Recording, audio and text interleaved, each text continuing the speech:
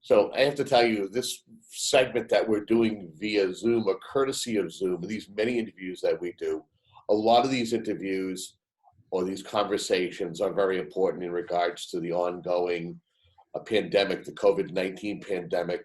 Folks who are somehow working to help folks for the betterment of getting beyond the coronavirus. We are fortunate today to be speaking with not only a local firefighter, he works out of Whitman, the Whitman Fire Rescue, but he is also the president of PFFM, which is the Professional Firefighters of Mass Organization. We have Rich McKinnon, who is joining us. Thank you for joining us today, Rich. Absolutely. Thanks for thinking of us and having me on. Well, I have to say, I think the first thing that is in order, and that is to thank you and your many colleagues, the many first responders, the medical professionals who are out there, who are on the front lines to try to at least help us flatten the curve, and also hopefully we can find a way to get the word out to people about the importance of social distancing. And also let them know what you are all doing night and day during this pandemic. Sure. Again, we appreciate you having me. It's a difficult time. It's an uncharted time. Everyone, wants to help. Everyone wants to do the right thing. It's just a question of, what is that? And, we work well with our local agencies, our state agencies, and everyone, but there's so much information and it changes literally hourly. Over the past, it seems 3 weeks, it's just been nonstop for us in the union as far as keeping up with new information, getting that information out to our members, to our fire departments, and taking care of their needs any way we can. I can tell you that locally in Whitman, things have been going very well, quite honestly. We were out ahead of it with some cleaning supplies, so we clean the firehouse a couple times a day. We spray down all the doorknobs, all the common areas with disinfectant. We were aggressive as far as we got a sprayer which disinfects the ambulance after we use it in a timely manner so we can get it back in service to serve the needs of the community. It's definitely a trying time. It's trying on our members, it's trying on our families, and as this thing wears on, in the next 2 weeks, I suppose we're going to see a huge spike. We've seen it over the weekend. I worked this past weekend a couple nights, and we saw it. What is PPE for folks who don't know? PPE is the acronym for Personal Protective Equipment. And on any type of call, depending on the call, is how we gear up and use PPE. Could mean like in a house fire, we wear our turnout gear, our CBAs, our hoods and our helmets to go in and fight fire. For medical, we use a different type of PPE. For typical medical, we may just wear a pair of gloves. For another type of medical, we may wear eye protection and gloves. But for this, we've never seen anything like this in the amount of PPE, in the amount that we need to protect ourselves. If we get a call that meets the COVID criteria, we're wearing a full Tyvek plastic suit, double gloves, eye protection, face shield, and an N95 mask. That's what we stress is we need the N95 respirators, not just a surgical mask. And what we're finding now is originally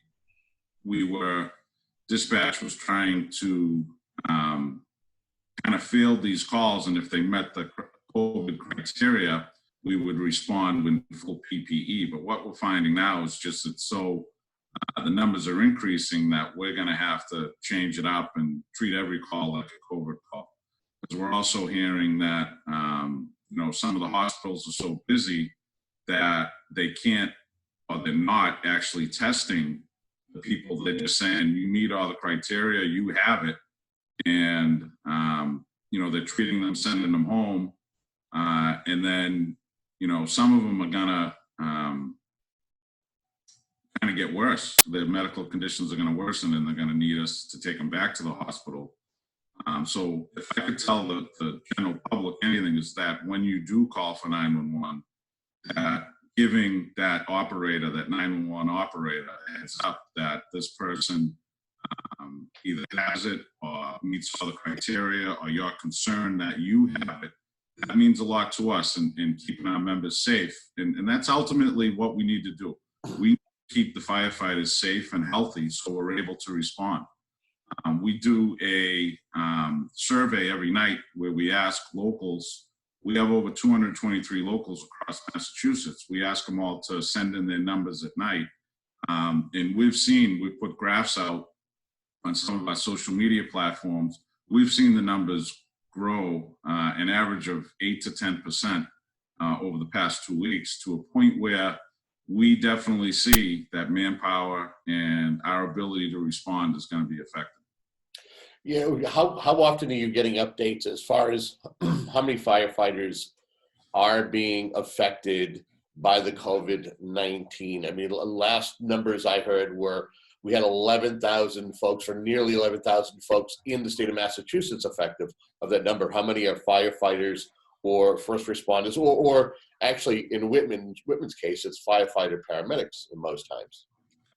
And most of our locals across the state, they are dual role as far as firefighters and EMTs, or to the paramedic level. We run fire-based EMS, which is a great product for the communities we serve. As of last night, we currently have 87 members that are positive. We have 831 members that have been tested, and the majority of those tests we're still waiting to get back. As testing sites has ramped up, we just opened the first responder testing site at Gillette yesterday, Sunday, and we're working on one out west, possibly in West Springfield at the Big E, which will be another testing site just for first responders. And then we have 583 members currently in some type of quarantine, whether that's a 3-day or a 14-day quarantine. And the thing that's staggering to me is, as of last night, when we go out to a potential COVID call, we fill out an exposure form so we can track it and track the patients and hopefully get some information back. We've had 1,814 documented exposures. So those are calls that our members have responded to, be it 911 or another type of means, and they've been exposed to COVID.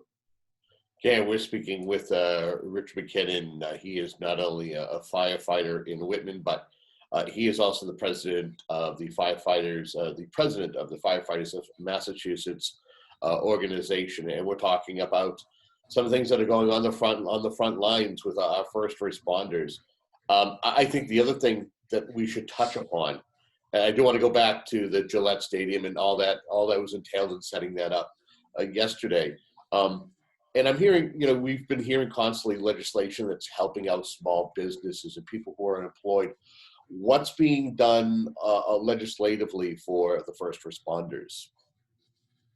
Sure. So we have a priority piece of legislation that's currently the hearing. They're accepting written testimony. They opened it up Friday, and the deadline is today at 4 o'clock. That's in the Public Safety Committee. That we're asking for when we get hurt in the line of duty, injured in the line of duty, it's called 111F, which is common to a work. We don't have workers' compensation. We have 111F benefits. We're asking that firefighters that test positive or need to be quarantined with regard to the coronavirus, that it gets treated like a line of duty injury. So that legislation is moving along. It's something that's vital, that we need for our members to keep their benefits intact, to keep their payroll intact, to keep their health insurance intact. It's something that we shouldn't be on our own sick time for this. It's an injury that we're going to get while responding to these calls. We're doing a good job with our members, giving them information that they need to keep themselves safe. But it's a dangerous job. We know the risks that we take, and we know that members are going to get sick and get this virus while responding to calls. I am happy to say that Whitman stepped up right away. Obviously, we were encouraging our locals to work with their fire chiefs, work with their town management and city management to try and get this coverage. We were able to get a side letter of agreement about a week and a half ago now that any Whitman firefighter, if test positive, will be covered under the 111F standard. And, we thank Selectman Randy LaMattina has been our liaison to the fire department. He's done a great job. We're thankful to him. And, he kind of took the ball with this and really wanted to get it done, as well as Chief Creno. Chief Creno did a great job on that as well. We're fortunate to have Selectman Randy LaMattina because he was a former firefighter. So he knows the stress going on these calls. He knows what we're dealing with. He's able to relate to it. So we were happy in Whitman that, they stepped up to the right thing. The Board of Selectmen voted, to approve it.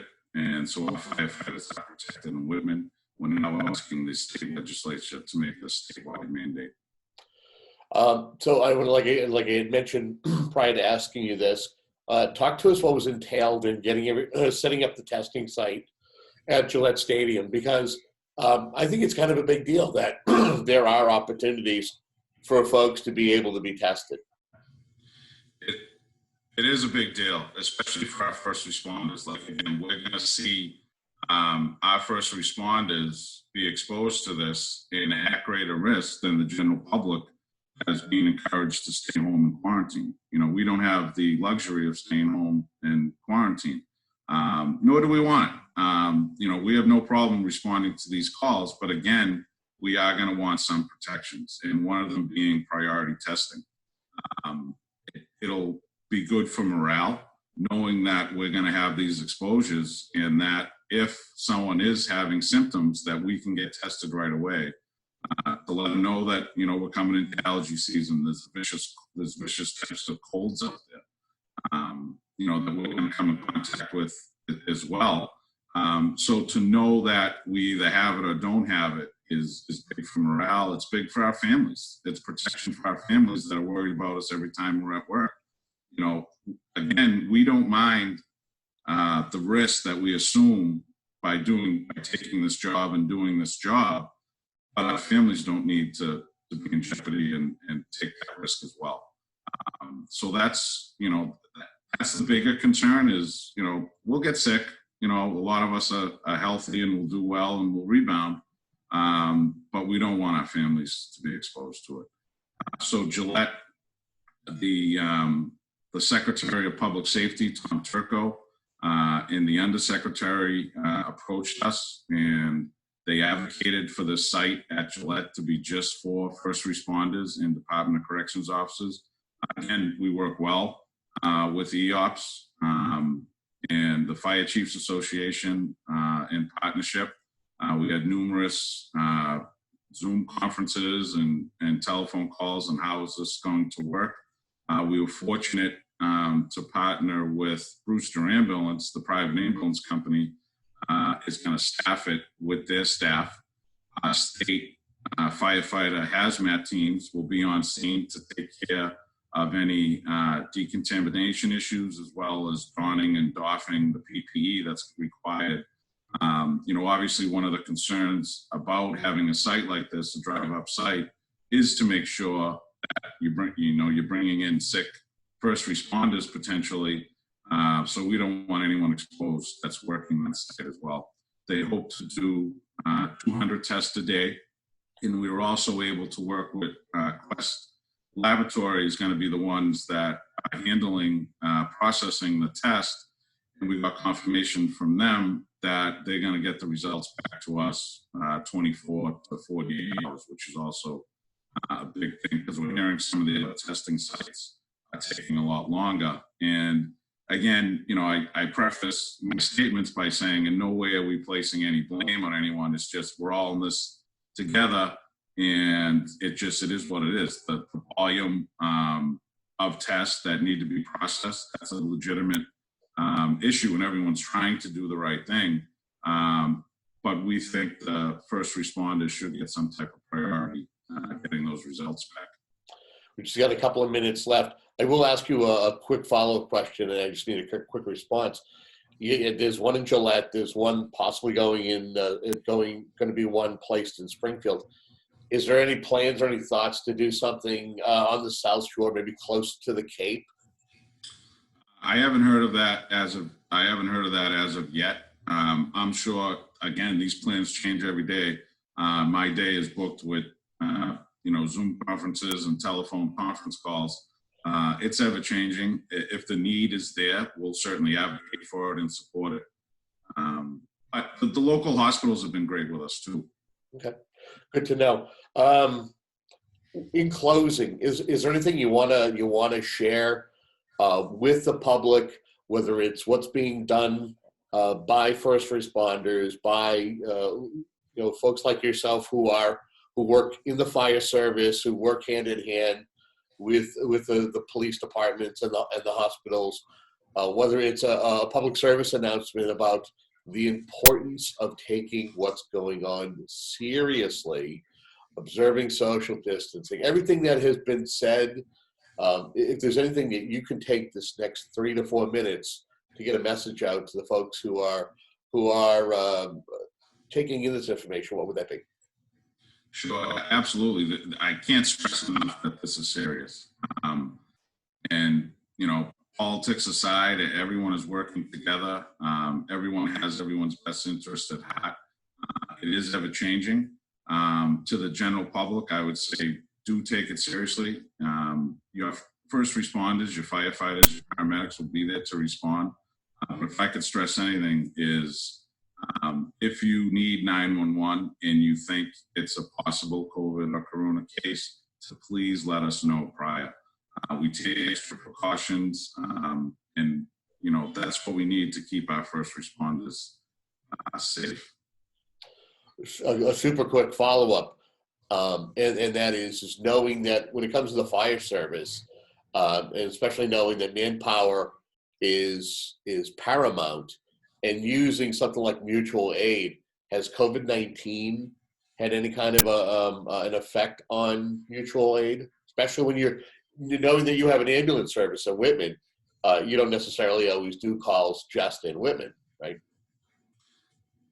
That is something that we've talked about, and I saw a staggering stat just the end of last week saying that within the next 2 weeks, we could see 30 to 60% of public safety employees out of work due to either some type of quarantine or being sick.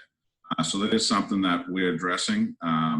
As far as how mutual aid will work, we fully know that if we have 30 to 60% of our members out, that we're going to step up and have to work extra shifts and be forced to be there longer than our normal shifts.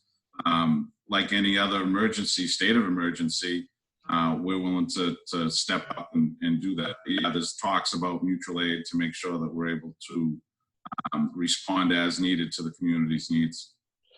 Rich, I hope if you want to do further updates in the coming weeks until we see the light at the end of the tunnel, let's definitely stay in touch. And as we need to update our conversations, whether it's something for local cable or something for local radio, I hope you have open access to either window.